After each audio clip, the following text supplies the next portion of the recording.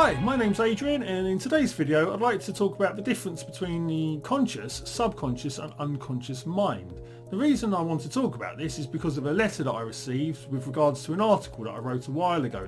The article was called "Why Does the Unconscious Mind Find Use for Addiction?"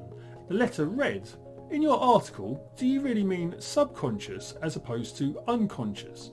Or is the meaning slightly different in British versus American English?" Thank you for your letter, and yes, in the article I did clumsily use the term subconscious and unconscious interchangeably, even though there is a subtle distinction. The conscious mind is the part of the mind that is aware of our thoughts, feelings and surroundings. It is also the part of the mind that is responsible for our sense of self-awareness and our ability to communicate with others. In fact, it is the part of the mind that is watching this video. Basically, it is the part of the mind that is aware of what is happening at this very moment. The conscious mind is often described as being like the tip of an iceberg, with the subconscious and unconscious mind being the larger part that is hidden beneath the surface. The subconscious mind is the part of the mind that operates just below the level of consciousness.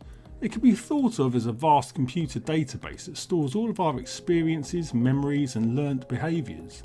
Another way of thinking about the difference between the conscious and subconscious mind is if you were to think of when you first learnt to ride a bicycle or drive a car. At first it will take conscious effort and focus to master these skills, as they are yet to be understood by the conscious mind.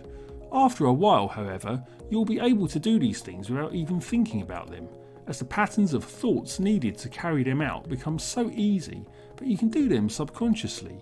This means that the conscious mind is free to wander off and think about all sorts of other daily concerns. The unconscious mind is often described as being like the hidden part of the mind, and it is thought to contain the memories, experiences and impulses that the brain either doesn't need to remember or sometimes doesn't want to remember. Freud thought of the unconscious mind as a dumping ground for all of our repressed or unwanted memories. Carl Jung, however, thought of it as a repository of potential growth and creativity. He even posited the notion of the unconscious mind being split into two parts, the personal unconscious and the collective unconscious. The personal unconscious stores information, memories and feelings that are suppressed, whereas the collective unconscious holds the templates of ancestral behaviours he called archetypes.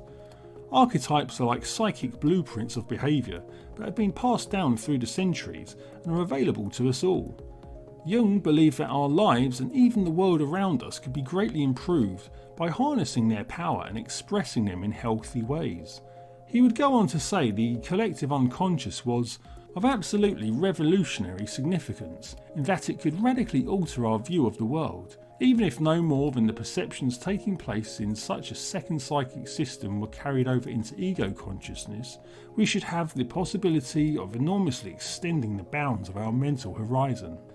Although the subconscious and unconscious mind are not directly accessible to our conscious awareness, they can still have a powerful influence over our lives.